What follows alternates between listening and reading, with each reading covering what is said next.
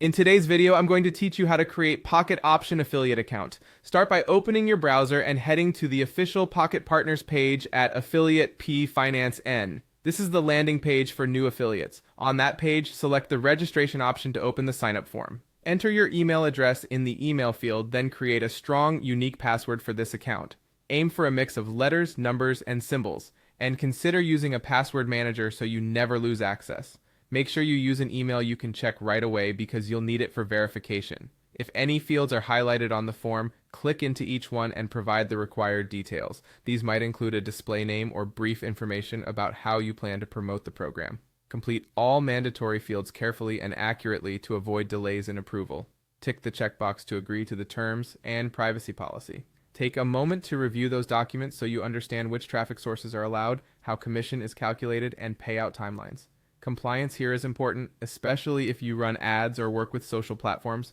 Complete the I'm not a robot verification. Follow the on-screen prompts, then select sign up to submit your registration. Now check your email inbox for a confirmation message from the program. If it isn't there, look in your spam or promotions folders. Open the message and confirm your email to activate your account. This step is essential. Without it, certain features in your dashboard may remain locked.